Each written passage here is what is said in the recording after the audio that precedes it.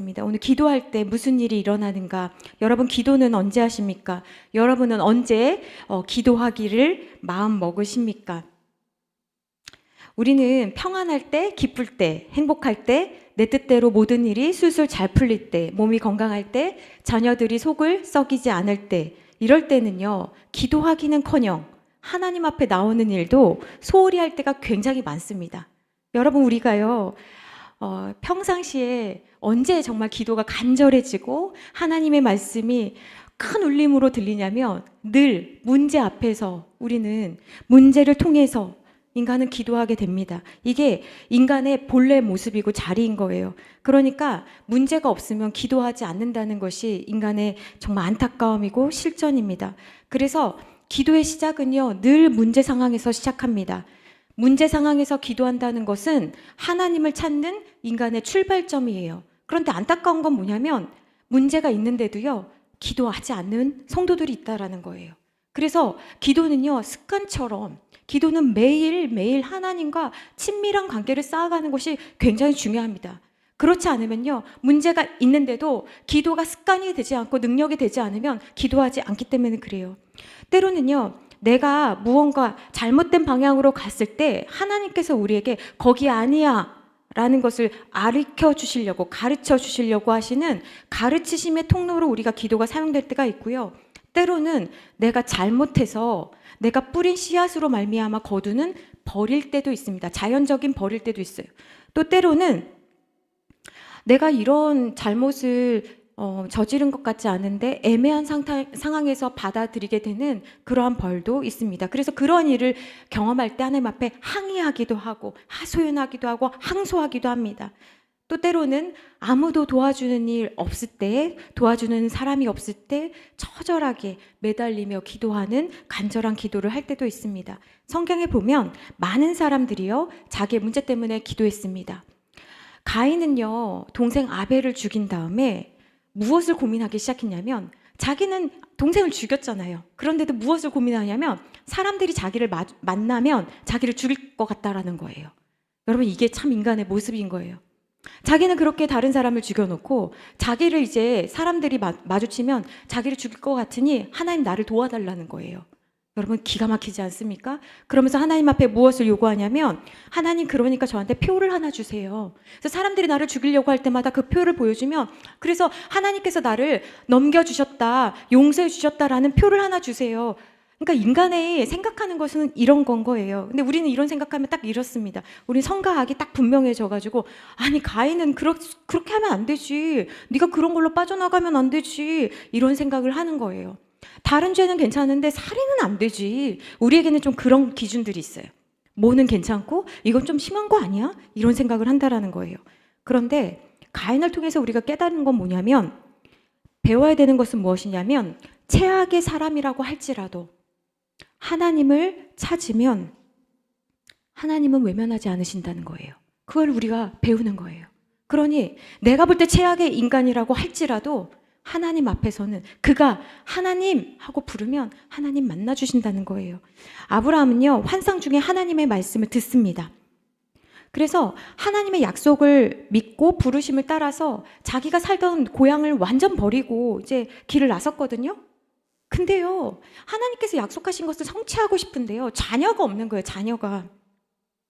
하나님의 말씀하신 큰 비전을 이루려면 이 자녀가 있어야 되는데 자녀가 없으니까 얼마나 낙심이 돼요. 그래서 창세기 15장에 보면 굉장히 낙심하고 안달하면서 속상해하면서, 우리랑 조금 다른 점이 뭐냐면 그런 문제 앞에서 하나님의 약속을 붙잡고 하나님께 질문하기 시작합니다.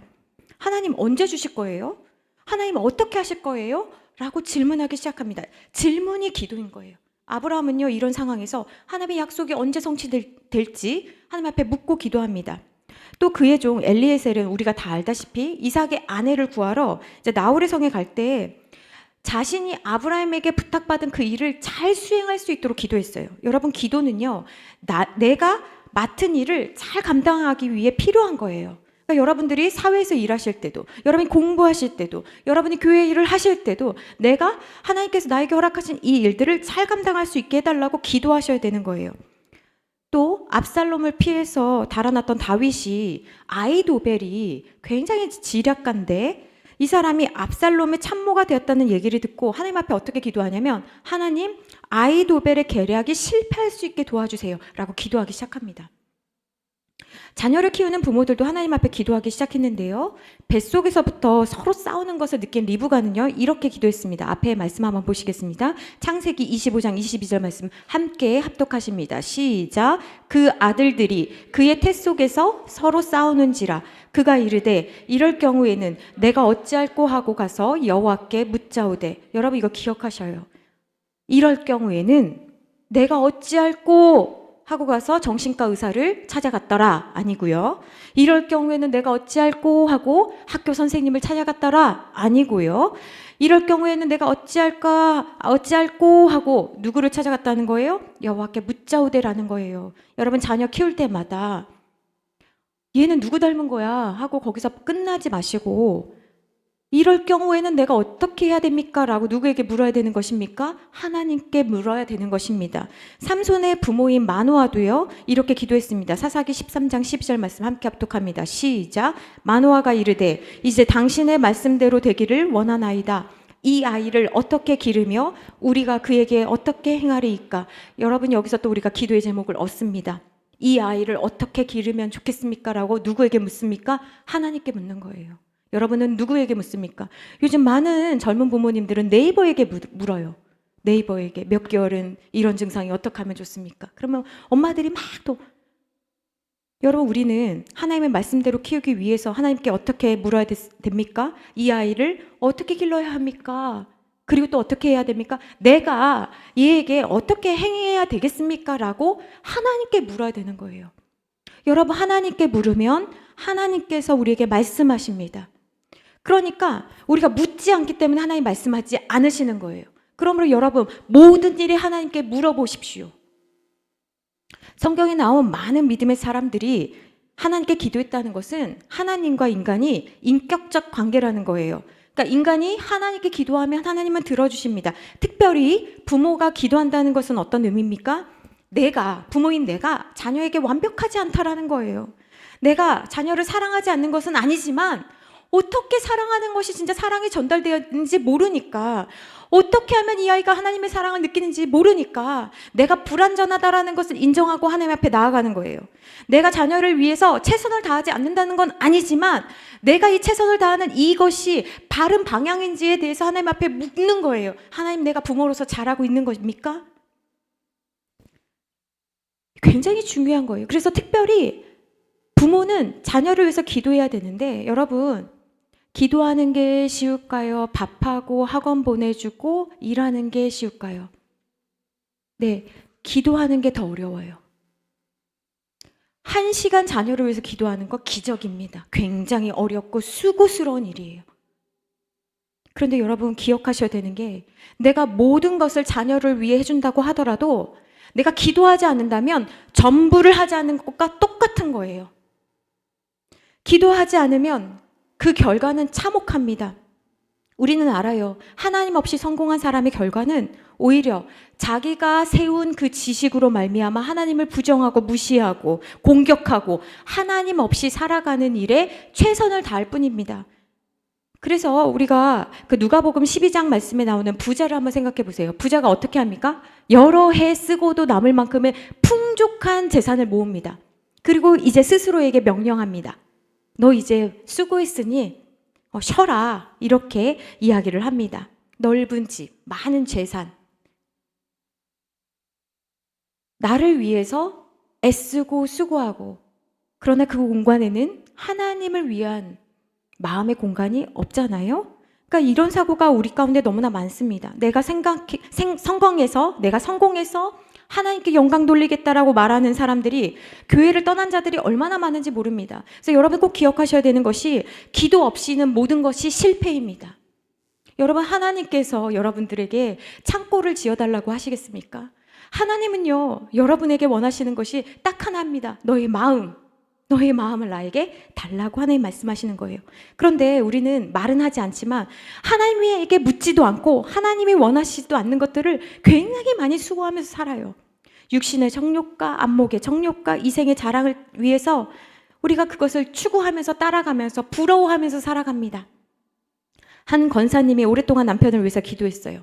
평생 회사만 다니던 아주 그냥 평범하고 그냥 좋은 남편이었어요. 가정에서는 자상한 사람이었지만 하나님을 무시하고 때때로 교회에 따라가 주는 게 전부였지만 어떤 날 남편이 이제 아내의 요청에 어쩔 수 없이 끌려앉아서 이제 교회에 앉아서 말씀을 듣기 시작했습니다.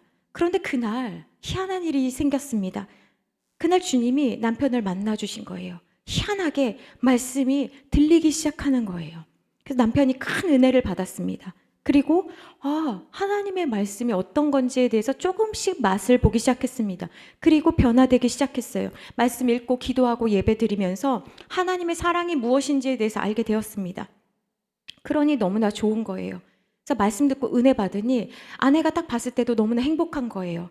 그래서 사람들이 이제 권사님 남편 이제 교회 다니기 시작했나 봐. 너무 좋겠다. 그래서 이 아내 되는 권사님도 너무 행복했어요. 그래서 감사헌금도 하고 사람들에게 부럽다는 얘기도 듣고 그리고 그동안 기도했던 그 기도의 응답이 이제 이루어진다라고 생각을 했어요. 그런데 이 남편이 예배 자리를 사모하고 또 말씀을 들으면서 그 말씀을 스펀지처럼 쑥쑥 빨아들이는 거예요. 그러자 이 아내 되는 권사님이 불안해지기 시작했습니다. 그러던 어느 날 이 남편이 이런 말을 하는 거예요. 내가 지금까지 너무 하나님 없이 하나님을 무시하면서 살았던 것 같아. 내가 너무 늦게 주님을 만났던 것 같아. 내가 지금이라도 주님을 위해서 뭔가 하고 싶어. 이제라도 만나주신 하나님의 은혜가 너무나 커서 내가 이제 평신도 선교사로 선교지를 좀 나가고 싶어. 그런 이야기를 한 거예요. 여러분이라면 여러분의 자녀가 여러분의 배우자가 멀쩡히 회사 잘 다니다가 여러분에게 만약에 그런 말을 한다고 한다면 여러분 어떻게 반응하시겠어요? 네, 한번 생각해 보세요. 이 권사님은 신경질이 났대요. 그래서 이렇게 얘기했대요. 아니 누가 그렇게까지 믿으래? 왜 이렇게 유난을 떨어? 그렇게 평신도 선교사로 가면 안 되지. 그러면 우리 집은 누가 돈을 벌어? 적당히 좀 해. 이제 이 권사님은 주객이 전도돼서 남편이 아내에게 했던 말을 이 아내 권사님이 남편에게 해주기 시작했어요. 저는 이 이야기를 들으면서 우리가 정말 바라는 것이 무엇인지에 대해서 한번 같이 생각해 봐야겠다라고 생각을 했습니다. 어떤 분이 말씀으로 자녀를 잘 양육했어요. 근데 얘가 한 5학년 때 되니까 이제 학교에서 어떤 조사를 했냐면 존경하는 인물에 대해서 적으라고 했어요. 그러니까 이 아이가 존경하는 인물 예수님 이렇게 적은 거예요. 그러니까 친구들이 굉장히 신기하게 생각하고 선생님도 그게 되게 신기하고 예뻤던 거예요. 크리스찬 선생님이었는데 그래서 어머니한테 얘기를 했다는 거예요. 어머니 얘가요 존경하는 인물로 예수님을 썼어요. 근데 이 어머니가요 상담하고 와서 이런 말씀을 하시더라고요. 솔직히 선생님이 그런 말씀을 하셨을 때 마음이 힘들었대요. 이렇게까지는 예수님을 안 믿었으면 좋겠다라는 생각이 있었다고 그런 이야기를 하시더라고요. 그러니까 여러분도 한번 잘 생각해 보시면 좋겠어요. 우리가 예수님을 믿는다는데 어디까지 어떻게 예수님을 믿으면 좋겠는지. 그래서 우리는요 주님이 우리의 전부이거나 아니면 여러 옵션 중에 하나로 생각하는 경향이 굉장히 많은 것 같아요. 우리 달리 한번 생각해 보면 아까 그 권사님은 왜 남편을 말렸을까요? 하나님이 나의 삶의 공급자라고 찬양도 하고 고백도 하지만 진짜로는 손해보고 싶지 않기 때문에 그래요. 그러니까요, 우린 예수님을 믿으면서도 내 삶이, 내 아파트 평수가 좀 줄어드는 것에 대해서 전혀 타협하고 싶은 마음이 없어요. 내가 지금 살고 있는 모습에 아까 그 부자 이야기처럼 창고를 지어서 별장을 하나 더 만들지는 못할 망정 선교사님 무슨 선교사야 이런 생각을 한다라는 거예요. 그러니까 자녀를 키우면서도 우리가 꼭 기억을 해야 됩니다. 자녀에게 바라는 것이 정말 무엇일까? 여러분 정말 자녀에게 배우자에게 여러분들이 바라시는 것은 무엇입니까? 만약 진짜 배우자가 자녀가 하나님을 만나는 것을 최우선의 목적으로 하나님 이거면 전부입니다. 이거면 저는 만족합니다. 라는 것을 두었다면 우리는 어쩌면 다른 것을 포기해야 될지도 몰라요. 그런데 우리는 대부분 다른 거 포기하지 않고 하나님 우리 배우자가 이 아이가 신앙도 어느 정도는 있고 그리고 공부도 좀 잘하고 인간관계도 잘하고 그렇게 했으면 좋겠는 거예요. 그러니까요, 우리가 배우자를 막 괴롭히고 교회 오는 것만으로도 만족하지 않는 거죠. 그리고 자녀를 키우면서도 말씀으로 잘 양육한다고 하면서도 사실은 세상과 견주어 봤을 때 너무나 힘들고 피곤하게 하는 것들이 너무나 많다라는 것입니다. 여러분, 우리가 하나님을 사랑하고 하나님을 만나잖아요. 그러면 그분과 함께 할 때 누리는 평안과 그분이 주시는 은혜가 있어요. 그러면 따라오는 것들이 있거든요. 근데 우리는요, 하나님으로 인하여서 따라오는 것을 보기보다는 하나님 말고 하나님 곁에 있는 다른 것들을 구할 때가 너무나 많습니다. 그래서 순서가 굉장히 중요해요. 내가 다른 것을 절대 놓치지 않으면서 하나님, 우리 아이가 하나님을 먼저 사랑하게 해주세요. 이거 안 된다라는 거예요. 그러니까 여러분, 마음을 강건하게 먹으시고 우리가 먼저 하나님 앞에 이렇게 간구해야 돼요. 하나님, 나는 하나님으로 인해 충분합니다. 나는 하나님으로 인해 만족합니다. 하나님이 나와 함께 하시는 것으로 나는 행복합니다. 내가 지평수가 더 늘지 않더라도, 내 자녀가 내가 바라는 모양으로, 내 배우자가 내가 원하는 그 다정한 성격이나 아니면 어떤 스타일이 되지 않더라도, 내가 다른 것을 다 포기하더라도, 하나님, 나에게 가장 중요한 것은 나의 배우자가, 나의 자녀가 하나님을 사랑하는 것입니다. 이것을 여러분들이 결심하셔야 돼요. 그러려면요, 여러분 마음에 자녀보다, 배우자보다 누구를 더 사랑하셔야 되냐면 하나님을 더 사랑하셔야 돼요. 여러분, 정말 하나님 사랑하십니까? 저는 간절히 기도할 때 우리 교회에 10명만 정말 하나님을 뜨겁게 사랑하는 사람이 있으면 우리 교회는 살아납니다. 여러분, 공동체 가운데 10명만 있으면 되는 거예요. 여러분, 근데 생각해 보세요. 우리가 정말 하나님을 전적으로 사랑하는 10명일 때 내 이름이 그 안에 들어갈까요? 여러분, 아이를 위해 기도할 때 무엇을 기도하셔야 되는지 아십니까? 아이를 위해 기도할 때 3명만 있으면, 아이를 위해서 중보하는 사람들이 3명만 있으면 그 아이는 삽니다. 여러분, 한번 생각해 보세요. 3명 안에 누가 있겠습니까? 기도하셔야 되는 거예요. 여러분, 공동체를 위해서, 다른 사람 위해서 무언가를 할 때 여러분 정말 하나님이면 만족합니다. 하나님이면 충분합니다. 내가 잘 먹지 않아도, 내가 잘 입지 않아도 하나님이면 만족합니다라고 고백할 수 있는 사람을 통해서 하나님이 일하시거든요. 근데 우리는 이거에 만족하지 못하거든요. 그러니까 이것과 저것과 다른 것 다 있고 하나님 이것도 주세요라고 하니까 우리가 얼마나 하나님 앞에 전심으로 나아가지 못할 때가 얼마나 많은지 모릅니다. 그래서 여러분, 우리가 기도하기 전에, 말씀 읽기 전에, 예배 드리기 전에 늘 내 마음을 살피셔야 됩니다. 왜냐하면 하나님은 속지 않으시기 때문에 그래요. 사람은 속일 수 있지만 하나님은 우리 중심을 보시면서 속지 않으십니다. 아이들은 공부시키면서 너넨 공부해라. 지금 공부할 때지. 나는 기도할게. 마치 한석봉의 어머니처럼 당신은 일해. 나는 기도할게. 난 교회 일할게. 이런 분들 얼마나 많은지 모릅니다. 이렇게 역할을 나눴다가 아이들이 청소년 시기를 지냈다가 아이들이 교회로 돌아오지 않는 일이 얼마나 많은지 모릅니다. 늘 신앙은 뒷전입니다. 이게 얼마나 큰 불신앙인지 모릅니다. 하나님은 늘 나중이고 지금 당장 필요하고 급한 거 채우다 보니 하나님은 늘 뒷전인 것이. 여러분 한번 생각해 보세요. 여러분에게 하나님은 몇 번째이십니까? 그래서 정말 바른 신앙을 가지고 있는 사람이라고 한다면 무엇이 중요하고 무엇이 가장 소중한 것인지를 여러분 가르치셔야 합니다. 하나님께서 주신 복은요, 인간이 애쓰고 수고해서 얻는 복이 아닙니다. 하나님이 주신 복은 하나님과 함께 할 때 하나님께서 주시는 복이에요. 그 복은요, 인간이 막 수고하고 애써가지고 얻어내는 복이 아니에요. 막 달성해가지고 생기는 복이 아니라 그냥 하나님과 함께 있으면 하나님 주시는 복이에요. 그러므로 가장 큰 복은 어떤 복입니까? 하나님이 나와 함께 하시는 복이 가장 큰 복인 거예요. 그런데 우리는 잘못 가도 너무 잘못 갈 때가 너무나 많은 거예요. 그러니까 자녀를 향해서도 배우자를 향해서도 다윗의 아내인 미갈이 다윗을 향해서 보면서 뭐 그렇게까지 춤추면서 하나님을 찬양하냐? 채신머리 없게? 바지가 내려가는지도 모르고 그렇게 춤추냐? 하나님을 섬기면서 뭐 그렇게까지 해? 봉사를 뭐 그렇게까지 해? 왜 이렇게 돈을 많이 쓰는 거야? 하나님의 일을 하는데. 그러면서 우리는 어쩌면 하나님의 뜻을 방해하는 자가 될지도 모른다는 거예요. 다윗처럼 앞에 나가서 하나님을 향해서 춤추지 않으면 우리는 뒤에서 보면서 뭘 그렇게까지 하냐? 너만 예수님 믿냐? 너무 광신자 아니야? 이런 이야기 한다라는 거예요. 그래서 여러분 기억하셔야 되는 것은 우리가 자녀를 위해서 기도할 수 있는 이 부모의 특권은 무엇이냐면 내가 자녀를 위해 할 수 있는 그 어떤 투자보다도 최고의 특권이고 희생은 뭐냐면 자녀를 위해서 기도하는 일입니다. 우리가 기도할 때 구체적으로 그러면 어떤 일이 일어난다라는 것입니까? 오늘 사도행전 10장 말씀에 보니 우리가 이 말씀 굉장히 잘 아는 말씀이거든요. 근데 제가 기도하면서 이 말씀을 꼭 성도님들이랑 나누고 싶었어요. 이 사도행전 10장에 보면요, 고넬료에 대해서 이렇게 하나님께서 말씀하십니다. 2절 말씀 다시 한번 읽어보겠습니다. 시작. 그가 경건하여 온 지방과 더불어 하나님을 경외하며 백성을 많이 구제하고 하나님께 항상 기도하더니. 여러분, 고넬료는 항상 기도했던 사람입니다. 그런데요, 어떤 기도를 했는지, 기도 제목이 무엇이었는지는 알 수 없습니다. 그러나 분명한 사실은 뭐냐면, 우리가 사도행전 10장 말씀을 쭉 한번 읽었던 걸 기억해 보시면 그에게 부족한 게 하나 있었는데 무엇이냐면 예수님에 대해서 알지 못했다는 거예요.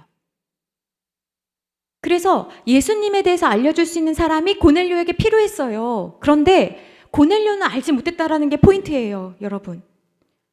알지 못하는 상태지만 고넬료는 무엇을 했냐면 기도했다라는 거예요. 그래서 여러분, 우리가 알아야 됩니다. 우리에게 무엇이 필요한지, 무엇이 더 급한지, 어떤 것을 간구해야 되는지 우리는 모르고 기도할 때가 훨씬 많다라는 거예요. 그러나 기도하면 여러분 안심하십시오. 하나님께서 우리에게 채워주시기 때문에 그렇습니다. 미국의 그 타임지의 그 커버 뉴스에 어떤 기사가 나왔냐면 빌리 그레함 목사님과 그 아들 프랭클린 그레함에 대한 기사가 커버 스토리로 나온 적이 있어요. 제목이 딱 돌아온 탕자 해가지고 나왔는데요. 빌리 그레함 목사님은 우리가 다 알다시피 굉장히 탁월한 복음 전도자잖아요. 근데 그 아들 프랭클린 그레함은 그렇지 못했어요. 아버지가 전 세계에 복음을 전하다 보니 가정은요 굉장히 소홀했다고 합니다. 그래서 자녀들은요 이혼한 사람도 너무나 많고 약에 취한 사람도 너무나 많고, 참 이게 아이러니하지 않습니까? 근데 아무튼 이 프랭클린 그레함은요 어렸을 때부터, 청소년 시기 때부터 위스키 먹고 다니고 그리고 총 쏘고 다니고 오토바이 폭주에 마음대로 살았다고 합니다. 아버지가 그렇게 유명하고 능력이 있는데 자녀들은 왜 이럴까요? 신실한 부모 밑에 꼭 신실한 자녀가 나오지는 않는 것 같습니다. 근데 이 목회자 자녀들이 꼭 스트레스 받을 때 이런 말들 때문에 삐뚤어진다고 하네요. 아버지가 그렇게 유명한 목사님인데 너는 왜 그러니? 네가 그러면 안 되지 않겠니? 라는 이야기를 한다라는 거예요. 근데 우리는 알죠. 어른이니까. 그 말은 너 잘 되라고 하는 말이에요. 그런데 그게 하나도 도움이 되지 않는다는 거예요. 아버지가, 그렇게 유명한 아버지가 나랑 무슨 상관이에요? 내 옆에 있어주면 좋겠다라는 아이들은 바람이 있거든요. 그래서 우리가 누군가를 사랑한다면 이런 이야기를 해야 돼요. 하나님께서 사랑하시는 누구야? 너도 하나님을 기쁘시게 해드리렴. 이렇게 가야지. 네가 장로 아들인데, 네가 권사 아들인데, 네가 목사 아들인데, 집사 아들인데, 네가 교회 다니는데, 이런 말은요 도움이 되지 않는다는 거예요. 아무튼 이 빌리 그레함 목사님의 아들도 그랬다고 합니다. 사람들의 말이 너무나 싫고 힘드니까 교회를 뛰쳐나가서 자기 마음대로 막 살았던 거예요. 그러던 어느 날 예루살렘의 한 호텔에 앉아서 그냥 이렇게 있는데 갑자기 이런 생각이 들었다라는 거예요. 갑자기 드는 생각이 어떤 생각이었냐면, 내가 이렇게 살면 안 될 것 같은데, 이런 생각이 갑자기 들었다라는 거예요. 근데 여러분 한번 생각해 봅시다. 이 예루살렘에서, 미국과 예루살렘 얼마나 멉니까?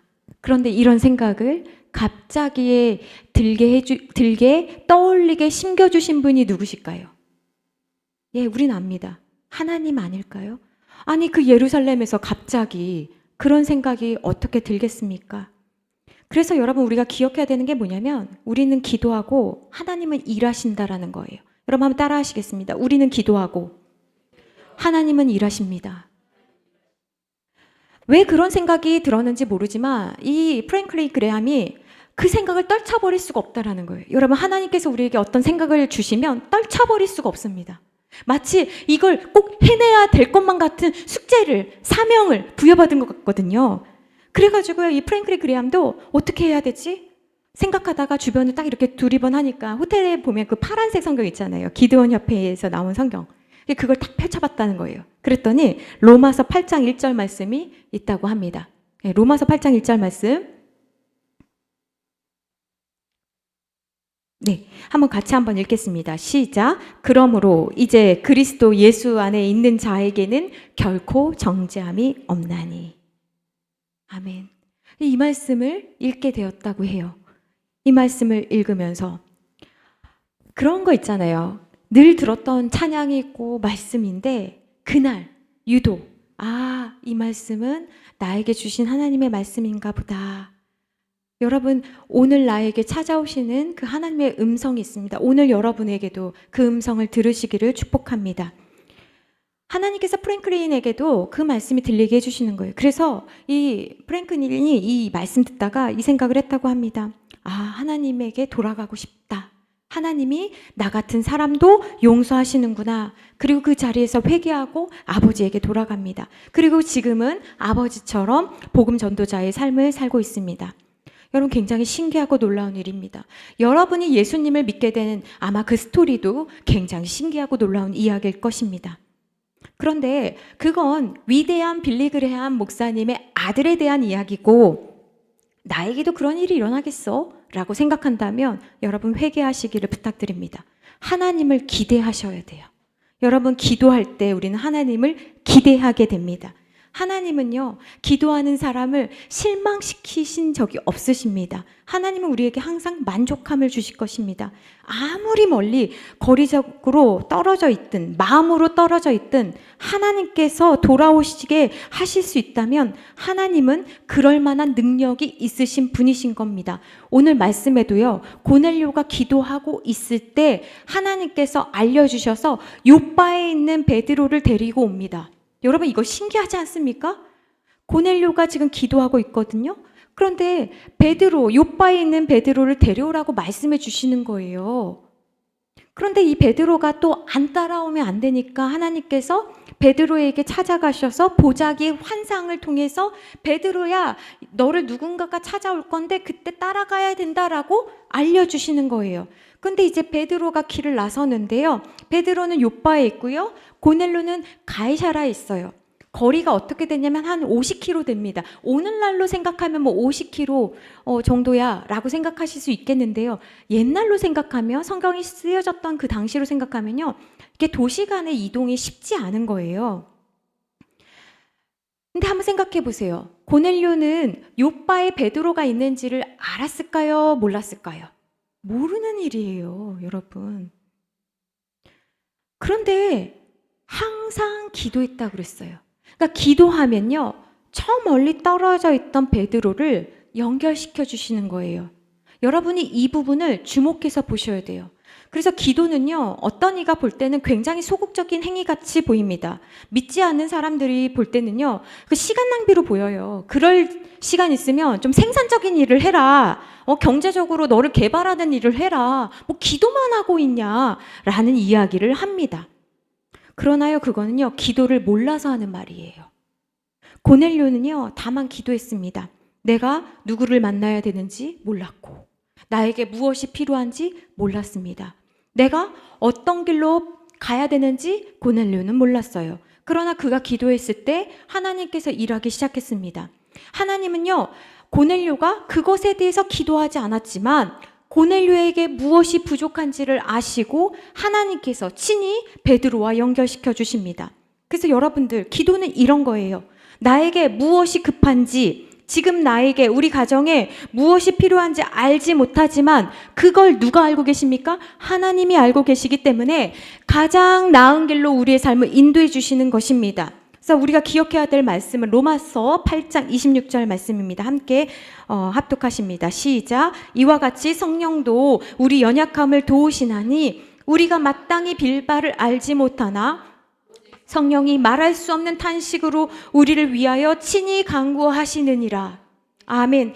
여러분, 하나님께서 우리의 연약함을 도우신대요. 우리의 넘어짐을 도우신대요. 우리가 알지 못하는 것을 도와주신대요. 그러나 여러분, 여기서 멈추지 마시고 그 다음에 보면 성령께서 말할 수 없는 탄식으로 우리를 간구하시는데, 이 말할 수 없는 탄식은 뭐냐면, 너무 기가 막혀서 너는 예수님 믿은 지 얼마나 됐는데 아직도 그 정도밖에 되지 않니? 그 애꾸는 심정을 가지고 너는 이제 좀 자라야 되지 않겠니? 너는 이제 더 하나님 좀 사랑해야 되지 않겠니? 라는, 정말 부모가 자녀를 볼 때 기가 막히고 할 말을 잃어가지고 아무 소리도 나오지 않는 그 간절한 눈빛과 그 가슴 아픈 탄식을 가지고 가슴을 치면서 너가 그렇게 살면 되겠니? 라고 하나님께서 우리를 위해서 그냥 그 연약해서 네가 그럴 수밖에 없지가 아니라 약한 것이 악함이 되어서 계속해서 하나님 앞에 그 정도밖에 되지 못하는 것을 보시면서 하나님께서 말할 수 없는 탄식으로 우리를 위해서 기도해 주신다는 거예요. 그러니 여러분, 우리가 하나님 앞에 나올 때 나의 부족함을 어떤지 모르지만 하나님이 나를 보실 때 어떠실까? 하나님이 나를 보실 때 과연 내가 드리는 이 예배 가운데, 내가 드리는 이 기도 가운데 하나님은 어떻게 보실까를 여러분 고민하시면서 예배 드리셔야 되는 거예요. 내가 오늘도 성령 하나님을 근심케 하는 건 아닌가? 내가 오늘도 하나님을 기쁘시게 해드리기 위해서 이곳에 왔는데 말할 수 없는 탄식으로 나를 보면서 야, 너 아직도 이러면 어떡하니? 너 아직도 이거 가지고 넘어가지 못하고, 너 아직도 나를 신뢰하지 못하고, 나를 아직도 의지하지 못하고 있는 나를 보면서 안타까워하시면서 가슴을 치시면서 간구하시는 것에 외면하고 있지는 않은지를 우리는 봐야 된다라는 거예요. 그냥 하나님이 나를 위해서 기도해 주시는 것으로 만족해가지고 좋아가지고 하는 어린아이 신앙이 되면 안 된다라는 것입니다. 여러분 예수님 믿으신 지 얼마나 되셨습니까?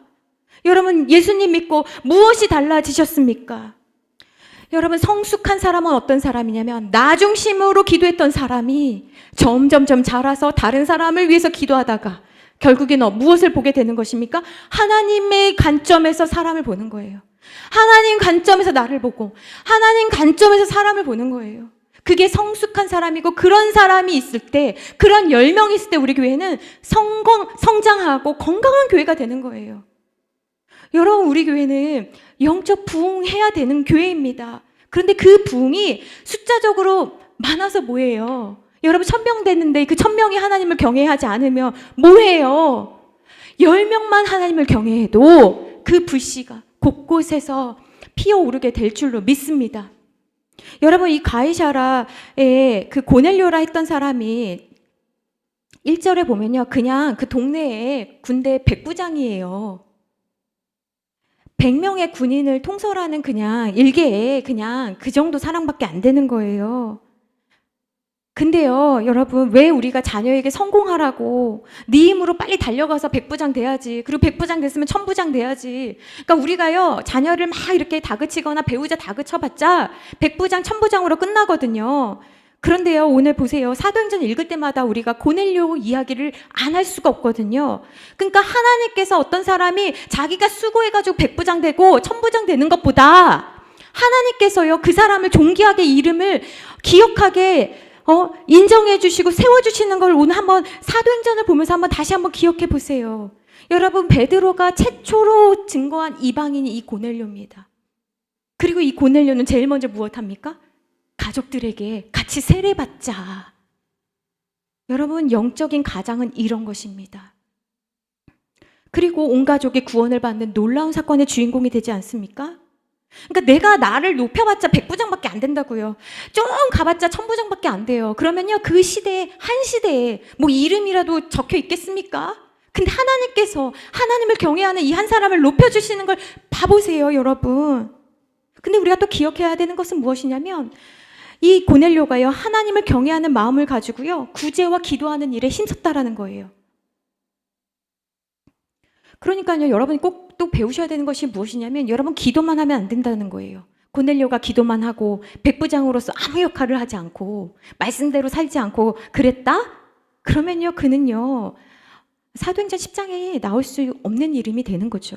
그러니까 기도는 무엇이냐면 나에게 맡겨진 일을 하나님이 원하시는 방법대로 잘 감당하기 위해서 하는 거예요. 기도는 하나님 내가 승진해야 되니까, 내가 바라는 게 무엇이니까 하나님 나에게 동력이 되어주세요가 아니라, 기도는 나에게 맡겨진 일을 하나님이 나한테 이 자리를 주셨으니 내가 이 일을 잘 감당하기 위해서 하는 거예요. 그래서 회사에서 일을 하는 것도, 학교에서 공부를 하는 것도, 피아노를 치고 쓰레기를 치우는 것도 기도하듯 해야 되는 거예요. 근데요, 말씀 없이 기도하면 어떤 일이 일어납니까? 말씀 없이 기도하면 그냥 주술이에요. 기복주의예요. 말씀 없이 기도하면 그렇게 되는 거예요. 그런데 기도하지 않고 또 자기 열심만 낸다? 그러면 어떻게 됩니까? 열심을 내면 자기 열심으로, 자기 생색으로 끝나는 거예요. 그래서 여러분, 말씀을 정말 알게 되면 기도하게 되고요. 기도하는 사람은 말씀을 사랑하는 사람인 거예요. 이게요, 분리되지 않습니다. 그래서 마틴 루터가요, 이런 유명한 말을 했거든요. 마틴 루터가 이 말을 했는데 한번 같이 읽어볼까요? 시작.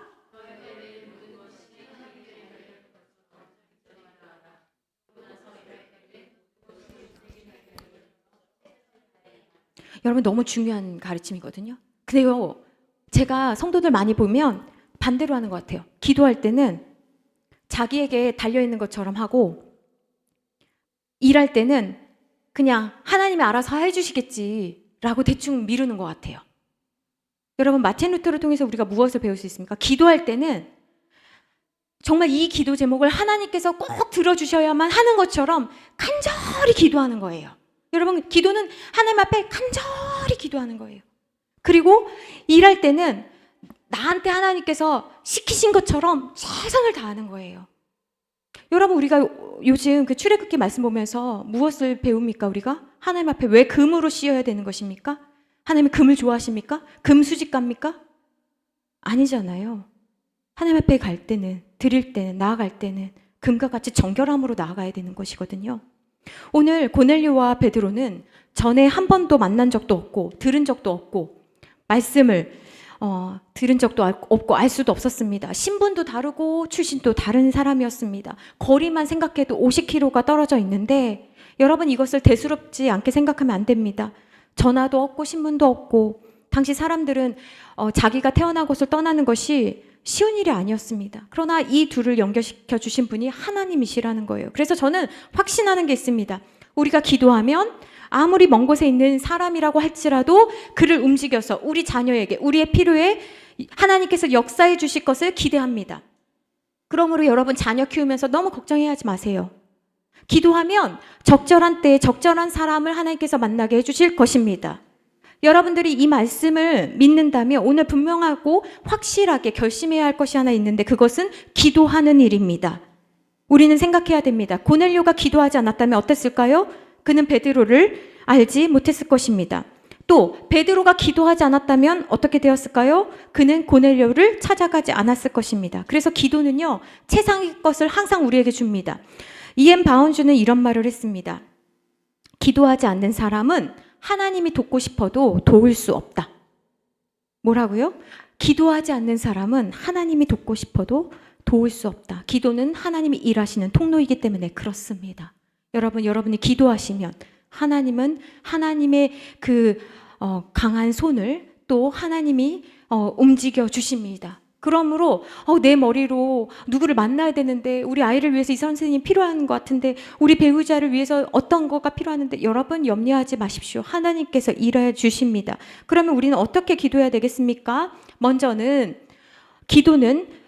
기도가 일상이 되게 하는 것이 중요합니다. 고넬료는 항상 기도했다라고 했습니다.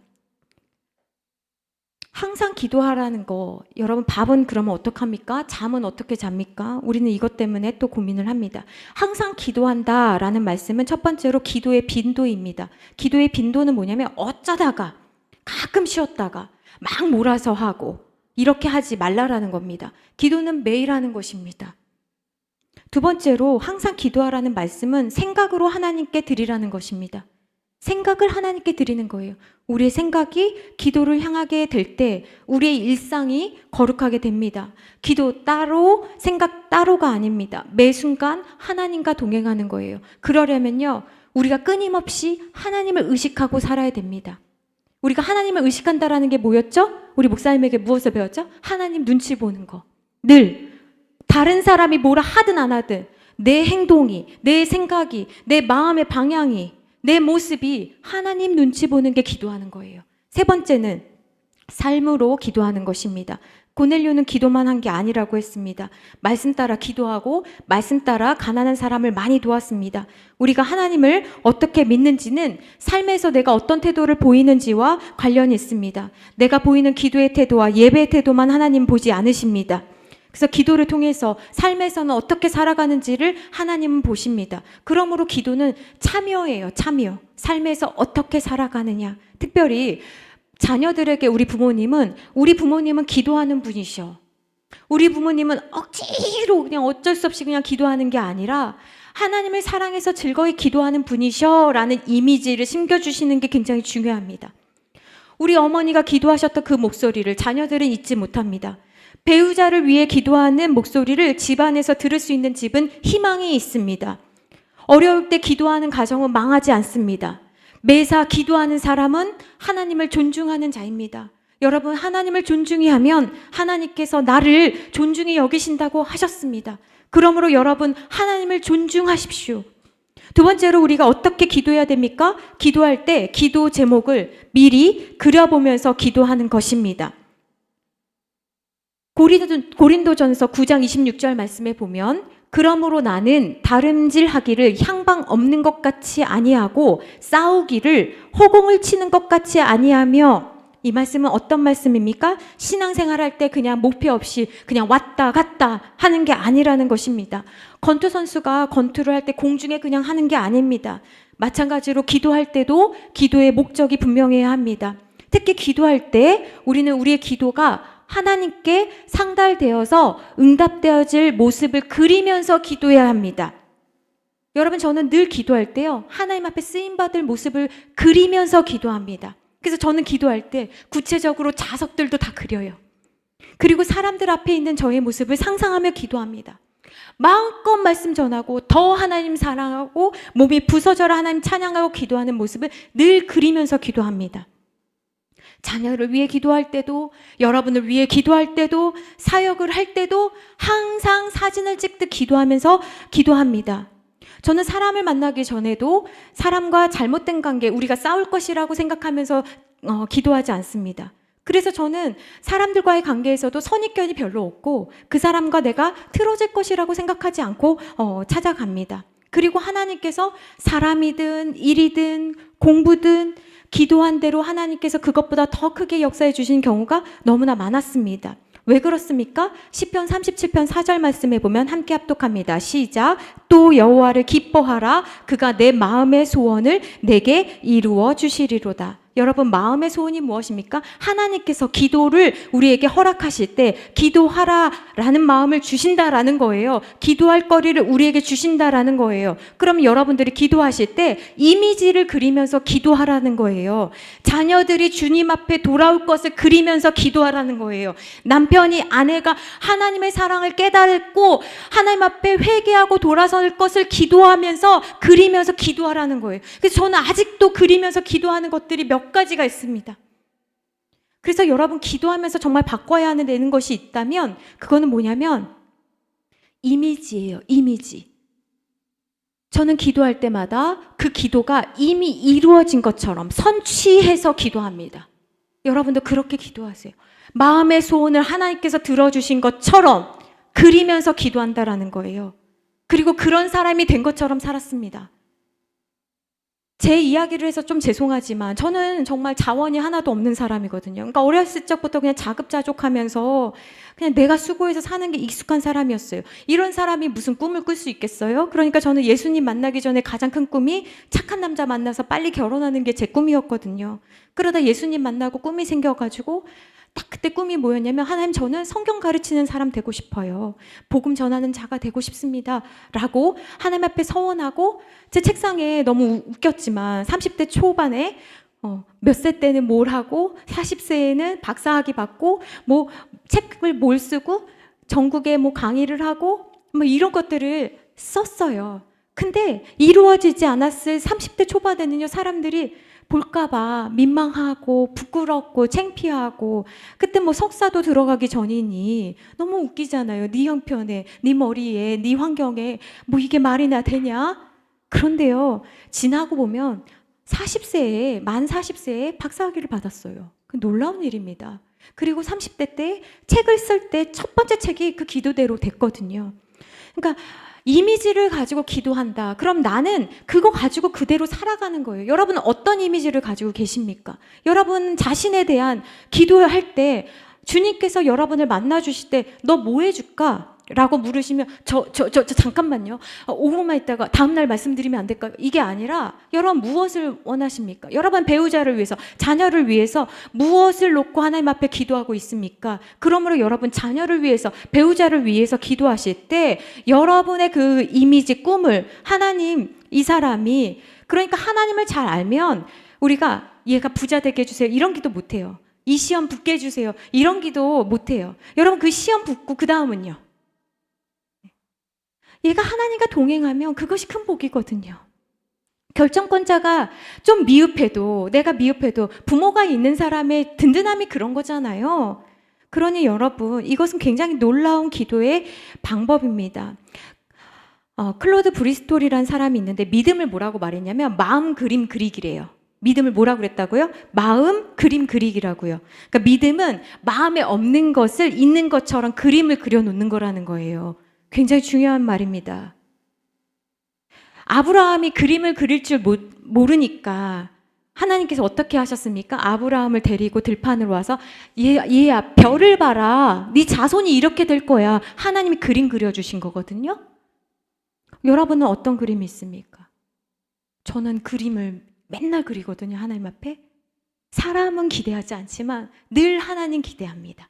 하나님 우리 교회를 기대합니다. 저는 늘 하나님 앞에 그림 그리면서 기도하거든요. 청년들이 회복하고 여기 와서 막 무릎 꿇고 바닥에서 기도하는 사람들, 막 말씀 붙잡고 막 자기를 막 가슴을 치면서 하나님 앞에 회개하는 사람들, 말씀이 막 너무 사모하고 사랑해가지고 어찌할 바를 모르는 사람들, 저는 이곳이 꽉 찰 걸 이미 바라보면서 기도하고 있거든요. 그러니 그런 사람과 아무 생각 없이 그냥 부응하게 해주세요 라는 사람은요, 출발점이 다른 거예요. 그러므로 여러분, 오늘 여러분들이 무엇을 배우셔야 됩니까? 그림을 그려놓고 하나님 앞에 기도하는 거. 여러분이 사랑하는 배우자가 하나님을 사랑하게 되는 거. 여러분 돌아와야 될 사람이 하나님 앞에 돌아올 것을 놓고 기도해야 되는 거예요. 그런데 이때 놓치지 말아야 되는 또 한 가지가 있습니다. 기도는 내가 그렇게 그림을 그려놓는다고 하더라도요, 하나님의 뜻으로 수정되는 것임을 여러분 꼭 알아야 되는 거예요. 우리가 하나님 앞에 기도할 때 나의 소원만큼만 응답된다. 이건 비극이에요. 이건 굉장히 무서운 일인 거예요. 한 치 앞도 모르는 내가 원하는 대로 딱 됐어요. 그럼 그게 그냥 내 마음대로 다 되면 그게 하나님을 믿는 신자의 자세가 아닌 거죠. 자기가 하나님인 거예요. 하나님, 내가 생각할 때 이게 가장 좋으니까 이거대로 해주세요잖아요. 그러니까 내가 결정권자인 거예요. 그런데 하나님이 나를 수정해 주시면요, 내가 결정권자가 아닌 거예요. 하나님, 당신은 나의 삶의 주인이시니까 주인이 나에게 가장 좋은 것을 주실 거라는 그 믿음을 가지고 나아가서 기도하잖아요. 그럼 그 주인이 수정해 주시면, 수정해 주시는 게 거절이 아니라 가장 좋은 뜻으로 나를 이끌어 가고 계시는 거구나. 그러므로 주인의 명령에 따라 수정해 주시면 감사한 거예요. 큰일 날 뻔했네. 하나님 나를 수정해 주셔서 너무나 감사해요. 알려주시는 거예요. 그 수정이 뭐예요? 거절도 있는 거죠. 그죠? 우리가 기도할 때 거절. 그리고 보류도 있는 거죠. 참아주시고, 너 아직 그릇이 안 됐어. 너 지금 이거나 열심히 해. 하나님께서 그렇게 말씀해 주시는 거잖아요. 그러니까 하나님의 주인 되어 주신다는 거는 뭐예요? 주인 앞에 내가 인정하는 거예요. 내 뜻은 이거지만요, 하나님 수정해 주세요 라고 맡기는 거예요. 근데 이게 쉽지 않다라는 거예요. 왜 그래요? 오늘 말씀에도 베드로가 굉장히 어려웠잖아요. 베드로 기도하는데 환상 받습니다. 기도는요, 하늘의 문이 열리는 사건이에요. 여러분, 기도하면 하늘의 문이 열립니다. 보이는 것이 있는 거예요. 그런데 놀랍게도 하늘에서 한 그릇이 내려오는데 4개를 메어서 땅에 내려왔는데 자세히 보니까 율법에서 그만 모든 것들이 들어가 있는 거예요. 그리고 그걸 먹으래요. 그러니 베드로가 뭐라고 했습니까? 14절 한번 같이 읽겠습니다. 시작. 베드로가 이르되 주여 그럴 수 없나이다. 속되고 깨끗하지 아니한 것을 내가 결코 먹지 아니하나이다. 그러니까 지금까지 내가 이런 거 먹어본 적이 없습니다. 베드로 굉장히 똑똑하죠? 이거 안 돼요. 먹을 수 없어요. 근데 여러분, 여기서 베드로가 먼저 주여라고 하네요. 그러니까 하나님께서 우리에게 계시의 사건을 주실 때요, 알쏭달쏭 이게 하나님 주신 일인가, 보여주신 건가, 그렇게 안 해주신다는 거예요. 분명하게 이거는 하나님께서 나한테 주신 거구나. 그래서 내적 확신을 주세요. 헷갈리게 이게 맞나, 이렇지 않다라는 거예요. 그래서 베드로가 봤을 때 환상 중에 주여 그럴 수 없습니다. 분명하게 지금 이 사건이 누구로부터 기인했는지 알고 있죠. 그런데요, 우리가 이 본문 읽었잖아요. 몇 번 거절합니까? 3번 거절해요. 이건 완강하게 거절했다라는 거예요. 베드로가 이렇게 한 이유는 레위기서 11장에 보면은 하나님께서 이스라엘에게 먹어야 될 것과 먹지 말아야 될 것을 구분해 주셨거든요. 그래서 여기서 또 우리가 알아야 되는 건 뭐냐면 환상을 보았다고 하더라도요, 늘 말씀으로 우리는 분별할 수 있어야 돼요. 베드로는요, 끝내 거절했고요. 환상 중에 이제 3번 거절한 다음에 그 그릇이 다시 올라가잖아요. 근데요, 그때 올라갔을 때 베드로가 생각했다고 합니다. 그 말씀이 뭐냐면 15절 말씀인데요. 또 두 번째 소리가 있으되 하나님께서 깨끗하게 하신 것을 내가 속되다 하지 말라 하더라. 그러니까 율법에서 부정하다고 하신 말씀과 오늘 내가 본 환상이 이게 충돌이 일어나는 거예요. 내가 지금까지 배운 말씀과 들은 말씀이랑 내가 율법에서 지금 본 말씀이랑 이게 부딪혀서 고민이 되는데, 근데 이제 고민하기 시작하는 거죠. 하나님께서 금하신 건데 왜 깨끗하다고 하시는 거지? 고민한 거예요. 그래서 여러분, 어떤 말씀을 따라야 되는지를 이제 고민하기 시작합니다. 그래서 우리는요, 기도할 때 우리 하나님 앞에 우리가 배우게 됩니다. 기도할 때 내가 지금까지 교회에서 들었던 말씀, 옳다고 여겼던 그 전통들이 새롭게 되어질 때가 있습니다. 내가 지금까지 배운 지식과 옳다고 여겼던 것들이요, 하나님에 의해서 고쳐질 때가 있는 거예요.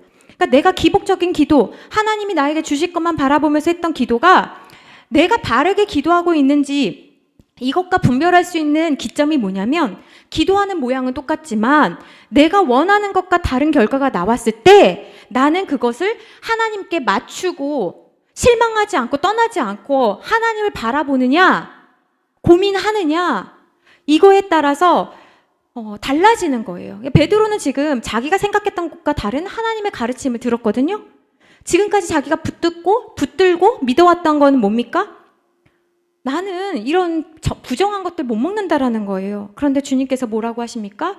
왜 네가 더럽다고 하냐는 거죠. 왜 네가 안 된다라고 하냐는 거죠. 그래서 베드로는 자기 중심에서 주님 중심으로 주님께서 가르치시는 방향으로 수정하기 시작했습니다. 이것이 우리가 기도하는 사람이 수정되고 나아가야 할 방향인 거예요. 그래서 우리가 기도할 때 우리가 뭐 실용적으로 구하든 필요를 구하든 그것이 문제가 되지 않아요. 하나님 앞에 무엇이든지 구할 수 있습니다. 그러나 정말 문제는 기도하면서 나를 고치시고 내가 틀렸다라고 주님이 말씀하시면, 주님 맞습니다. 제가 틀렸습니다. 주님 제가 수정할게요. 제가 수용할게요. 라는 사람이 되어야 된다는 게 되게 중요한 거예요. 기도하는 사람은 내가 얼마나 기도를 많이 했는지가 중요하지 않습니다. 기도를 통해서 내가 얼마나 변화됐는지가 중요한 거예요. 고넬료는요, 오늘 하나님의 뜻에 자기를 수정한 그 베드로를 통해서 확실한 복음을 듣게 되었고, 그는 너무 기쁜 나머지 가족들과 더불어 주님을 섬겼다고 했습니다. 그래서 오늘 말씀을 통해서 우리가 기도해야 되는 기도 제목으로 삼았으면 하는 것들이 있습니다. 첫 번째는 우리는 항상 기도하기를 힘써야 되는 것입니다. 기도하는 일보다 가치 있는 일은 없습니다. 특별히 자녀를 위해, 또 믿지 않는 가족을 위해 기도하는 일은 당연한 일입니다. 또 함께 신앙생활하는 성도들을 볼 때 연약한 성도들이 있어요. 그 지체를 위해서 기도하셔야 되는 것입니다. 두 번째는 우리가 기도할 때 하나님은 역사하신다, 이 믿음을 가지고 기도해야 되는 거예요. 기도할 때 나는 알지 못하지만 하나님은 일하고 계십니다. 그래서 그 하나님을 믿고 우리가 기도해야 되는 거예요. 나는 좀 더디게 보이고 답답해 보이지만 기도하는 일을 게을리하면 안 되는 거예요. 특별히 오늘 기도할 때 기도가 응답될 것을 상상하며 그림으로 그리며 사진 찍듯이 기도하라고 말씀드렸습니다. 그것은 뭐예요? 분명한 방향을 가지고 기도하라는 거예요. 그냥 대충 그냥 기도하지 말라라는 거예요. 이미 그렇게 이루어진 것처럼 여러분 살아가십시오. 세 번째는 무엇입니까? 기도할 때 결과를 하나님께 맡기라는 거예요. 내가 하고 싶은 대로 결정한 다음에 하나님 사인하세요. 이대로만 해주세요. 라고 기도하지 말라라는 거예요.